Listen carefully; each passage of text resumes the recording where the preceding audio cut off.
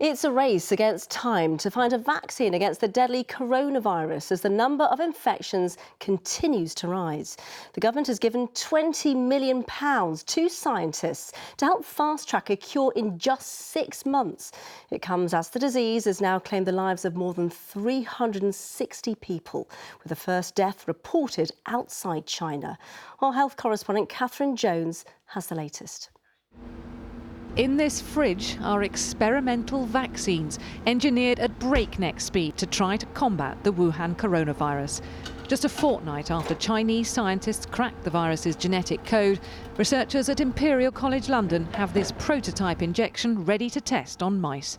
This gel shows our vaccine candidates. Today, the government pledged an extra £20 million to fund efforts in the UK and abroad to develop a protective jab. But money can only speed up science so far. Even though we've really accelerated the way it can be done, we would anticipate that there won't be a vaccine globally available.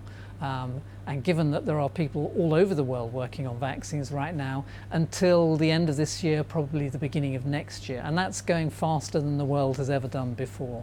Worldwide, the virus's spread has been swift over the last 7 days. Last Monday, there were almost 3,000 confirmed cases in 13 countries. Today, that's risen to more than 17,000 cases in 25 countries.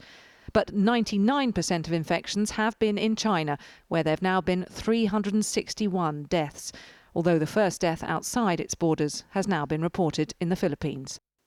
In Wuhan, the centre of the outbreak, the new hospital started 10 days ago has now opened, and the second is nearly finished, while the army is shipping 200 tons of supplies into the city every day. Back here, Newcastle's Royal Victoria Infirmary continues to treat the 2 people confirmed to have coronavirus in the UK, but no new cases have been linked to them. And last night, 11 new evacuees arrived from Wuhan, adding to the 83 already quarantined at Arrow Park Hospital on the Wirral. One was separated from the group after feeling unwell, but now reports his health is back to normal. Catherine Jones, 5 News. Well, as we heard there, nearly 100 people are now in isolation at a hospital on the Wirral, being monitored for symptoms of the virus.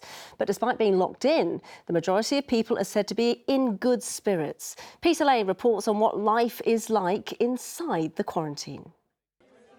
They were strangers, now they're living side by side in quarantine. Families and lone travellers with a shared story to tell of sanitisers and masks and meals delivered at what was a staff accommodation block at Arrow Park Hospital.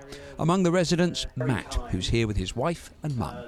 We have the most wonderful quarantine neighbour and her little 2-year-old daughter, who I'm sure you can hear playing in the background here.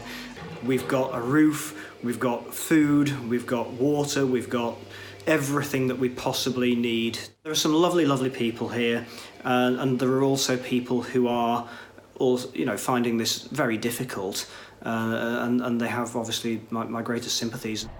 Fenced off, security guards and occasional police patrols, but this is not confinement, it's a precautionary protection measure.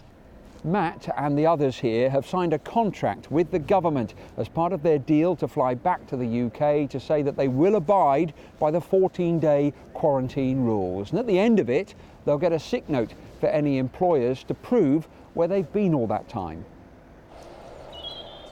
So, just a couple of days in, what is Matt already missing on the outside? I want to go out with a couple of mates and have a beer and put the world to rights. Yeah, we'll get there eventually. And one moment of normality in unusual times, Matt was allowed to have a ring delivered as a birthday surprise for his wife. It's from me? Peter Lane, 5 News.